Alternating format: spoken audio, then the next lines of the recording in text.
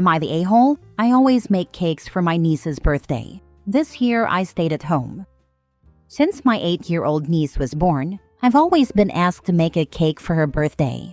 The first year went well, but in the second year, something happened that started a tradition that I hate, the smash cake in the face thing. The first time it was even funny, I can't deny that. The timing was perfect, and we had plenty of other food too. No one was hurt. The cake landed on my sister's face, and it was just a plain blue cake with the words "Happy Birthday" written on it. The third year, my sister asked me for a Winnie the Pooh themed cake. I didn't think much of it and agreed again. I spent hours on this cake and made it 3 times because the first 2 versions were terrible and I couldn't find a way to save them. I'm not a professional. I just like it. When I brought this cake, I was proud of myself. An hour later, my niece's face ended up in the cake. I tried to laugh with the others, but I felt frustrated. No one even tried it, and then the cake was thrown away. It was the same over the next few years. Each time, my sister promised me that this time we would eat the cake and not continue this tradition. Then I would bring the cake, she would take a picture, stick my niece's head, or hers, in the cake, and throw it out while everyone else laughed. This year, I had had enough. I said I wouldn't make a cake. My sister tried to convince me for weeks, sending me pictures with ideas for this year, but I kept saying no. I finally got mad and said that not only was I not making the cake, but I wasn't going to the birthday party either. I gave my niece a present a month before her birthday, and every time someone asked me, I said I'm not going. Well, they still didn't believe me. The party was on March 1st, and from what I know from my cousin, everyone was waiting for me for 2 hours. They tried to contact me several times, but my phone was turned off. My niece started crying at one point, and my sister's husband finally ran to the store and bought the first cake he saw. But everyone was irritated, and instead of focusing on the party, they were discussing my absence. They also went home earlier than usual. To be honest, I feel a little bad, and I'm no longer sure if I did the right thing. My sister always pays me for the cakes, and I really like my niece. But on the other hand, it annoys me to see my work and food go to waste like that. Now for the top comments. Why in holy heck can't they buy a cheap store cake for their antics and eat/enjoy the cake you made with love? Not the a-hole. It takes OP's time, creativity, skill, etc., not even including the financial costs of baking and decorating cakes, clean up, and they don't even eat it? They con OP every year, only to turn each requested effort into a joke, making OP feel bad that they're hurt and upset. I don't get it. It doesn't make sense outside of control, abuse, and scapegoating. Not the a-hole OP. It's about time you created some boundaries for yourself. Your family are idiots at the very least. Yeah, they don't even eat it too? I'm not the OP and I'm insulted by that waste. Go buy the cheapest crappies cake at Walmart if you want to do that. Don't have someone waste their time and money making you a custom cake. How awful. Not the a-hole, but those people sure are. It's beyond cruel to shove a child's face in a cake for the amusement of the adults. Truly sadistic. Same with weddings. It's disgusting. To stand up and make a vow to love, honor, and cherish someone, and then start a food fight and smear food in their face. It's not cute. It's not funny. It's not respectful, loving, honoring, or cherishing. I've had 3 weddings, married twice, and I made it very clear on my weddings, anniversaries, birthdays, etc. that I have a zero-tolerance policy for cake in the face. I didn't do it to my kids either. I was at a family friend's wedding, and I remember the bride telling us all how she did not want cake in her face. The groom behaved himself, but the look of fear in her eyes the entire cake cutting was very telling of the relationship dynamics. Edit. No, I didn't take the money this time. No cake, no money. But yes, my sister only paid for the ingredients. No, the cake wasn't eaten before or after it was destroyed. Literally everything went in the trash, which is what hurts me the most. I hate wasting food like this. No, my niece doesn't hate this tradition. She never cried. She always laughed when it happened. No, from what I know, they didn't ruin the cake they bought because they weren't in the mood. Next story. Am I the a-hole for moving in with my grandparents? the same day my parents announced my mom's pregnant again. My parents had me, 17 male, when they were 19, mom, and 20, dad. We lived with my mom's parents until I was 6. Then my parents moved the 3 of us into another house and told me the reason was because they were having another kid. In the almost 11 years since then, my parents have had 5 more kids. My parents don't know how to be parents, and my siblings don't know how to act because of that. They spit, mess with people's food by slobbering all over it, or putting it in their own mouths and spitting it back out. They leave food out everywhere to rot, and they'll throw food on the floor. Like if my mom gets frozen pizzas for dinner and there's something my siblings don't like on it, the topping goes on the floor. They have tantrums in public and break stuff all the time. With my youngest sibling, my parents put her in my room when she was a baby instead of theirs, and I had to wake up with her at night and deal with the dirty diapers and everything. It was stressful. Plus, my parents are always trying to make me babysit.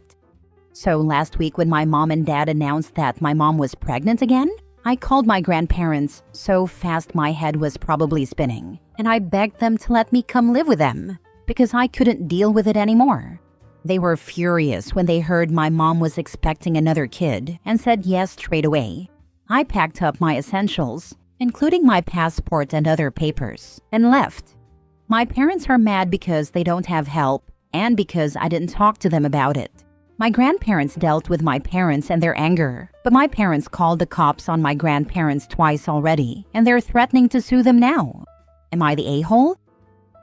Not the a-hole, and for reference, you're 17. The police aren't going to do anything, so just ignore your parents. They have no solid ground to stand on. At 17, you're legally able to decide where you live in most places, and the cops aren't gonna drag you back into free babysitter hell. OP, you can report your parents to CPS if you like. Not the a-hole. Not the a-hole. Let them threaten to sue. I mean, sue for what exactly? Removal of the unpaid nanny service? Getting a life and an education? They've called the cops twice, and obviously that didn't work, so now they're trying another tactic. Newsflash, that won't work either. No court is ever going to look at this. Tell them that if they don't back off, you'll report them for child neglect. The way your siblings are being reared is certainly not good parenting. Report them anyways. The siblings need help. The parents will be forced to take parenting classes. Not the a-hole. Coming from a mom of 4 kids, 1 teenager and 3 adults. Your parents are lazy, disrespectful parents to lazy, disrespectful kids. You leaving at 17 is a good thing. Their children are not your problem. Help your grandparents while living there. Keep a clean house and keep good grades. That advice is if CPS or cops try and say anything. That is to cover your butt. Be respectful to them and help them. Go live your life. Always protect yourself and your grandparents. You got this. Next story. Am I the a-hole for not making any efforts to get my kids to like my mother's boyfriend? My father passed away when I, 36 male, was 20, and my mother didn't cope well. She got better with time, but she didn't attempt to pursue another relationship until 15 years later. She has been dating Jim for 2 years. I don't hate Jim, but I don't like him either. He drinks a lot. My mother has had to cancel on us several times because he was drunk, has made several offensive jokes to my brother, 43 male, that I didn't appreciate, and is overall a pretty and pleasant person to be around. Still, he seems to genuinely love my mother and makes her happy, so my brother and I don't interfere. One problem I do have with the relationship is that my mother has been trying to get my children, 9 male and 5 female, to form a grandparent bond with Jim. He's also been trying to take on a grandfather role, which neither my wife, 34 female, nor I want for the kids. They don't try to push boundaries too much, but we've had some minor arguments in the past. Anyway, my daughter had her first ever dance recital last December. There was a limit of 4 guests per child. The kids usually ask us to invite one of their grandparents to events like this, but my mother was out of town. I didn't even ask her, and my in-laws were busy. Instead, my daughter invited my brother to join me, my wife, and our son. My mother and Jim came to visit us during the weekend, and she saw pictures from the recital for the first time in a photo album. She asked why my brother was there and not her, and I reminded her she was traveling at the time. She said, well, Jim was in town. I'll be honest, we didn't even think of inviting Jim back in December, and neither did my kids. I told my mother that it was my daughter who chose to invite her uncle, and we respected that. Then Jim turned to my daughter and told her that she could invite him next time Grandma wasn't around. My wife chimed in and said she could invite whoever she wanted. After they left, my mother called me. She said she was upset that we weren't making any efforts to welcome Jim into the family, and that we were depriving our children of a wonderful grandfather. I told her that we would never force our children to like him or spend time with him if they didn't want to, and that wasn't up for discussion. We ended up having an argument over this before I hung up on her. I spoke with a few family members yesterday who think I'm being too harsh on Jim. So, am I the a-hole? Now for the comments. Not the a-hole. I hate when adults try to force kids into having any sort of relationship with other adults. Leave the kids alone. This is how you foster resentful feelings in children and teach them that their feelings and decisions don't matter. My wife had similar problems with some of her family members growing up, so we try to be extra mindful of that. We teach the kids to be kind regardless, but also that they can choose whether they want to be close to someone or not. At the end of the day, you don't have a father-son relationship with Jim, so it's insane to expect a grandfather-grandchild relationship with your kids. Not the a-hole. Honestly, I'd be more blunt with your mom and stop telling her it was your daughter's choice. Tell your mom that you can't trust an alcoholic and you only put up with him because of your mom. If she's not around to wrangle him, then he's not invited. Period. You don't trust him around the kids. I'm not sure he's reached alcoholic levels of drunk, but it's true that I don't trust him. I will say he's never been drunk around the kids. When drinking interferes with your life, that's alcoholism. His drinking has caused him to cancel plans many times. That's interference. I'm not saying he doesn't have a problem. I do have to recognize I'm biased as I don't drink and I used to be a bartender, so I've seen a lot worse than Jim. But I wouldn't trust the guy to be alone with a plant. Next story. Would I be the a-hole if I didn't let my daughter go to her friend's 16th birthday party? Context. My daughter is 15 and got invited to go out for dinner, really lunch, at a Korean barbecue joint near us for her friend's 16th. My daughter has been dying to try it, and her friend is renting out a karaoke room. On the invitation, however, it says all the kids invited are required to bring $80 to pay for their own food and give back to the girl's mom for the karaoke room costs. I think this is BS. If you invite someone, you should at least offer to pay. At least that's how I was raised. And Korean barbecue? That stuff's not cheap. I don't know about other places, but the restaurant my daughter was invited to charges like $60 for one meal, which is expensive. Expecting these 15 to 16-year-olds to bring that much money is insane. The food itself is enough, but what really doesn't make sense to me is why my kid is expected to pay for the karaoke room when that wasn't even her idea. This is turning into a rant, so to cut things short, I usually wouldn't have an issue just giving her the money, even if it was annoying. But my husband got laid off recently, and money is tight. I really don't know if I'll be able to afford to give her $80 for food. That, in all honesty, I don't think she'll even like. My daughter is very picky, so I really don't think she'll like anything other than maybe the meat. Anyway, I feel really bad telling her she can't go, especially since she's been struggling to make friends lately and is finally being invited to something. The guilt I'd feel not letting her go is tremendous, but I really can barely afford it right now. I'm sure I could make it work if I tried, but it would just be so much easier to have her tell her friend she's busy or something. Anyway, would I be the a-hole if I don't let her? You would be the a-hole if you don't handle this conversation well. Explain that money is tight and that you don't love the way the invitation was handled, but do not discourage her because of things she might not like to eat. You should not pre-filter activities that she might not enjoy. That is part of growing up. She has to go and experience these things for herself. Maybe meet in the middle? and explain that you will need some extra help with chores and stuff to help offset the cost, like an advance on some future allowance money.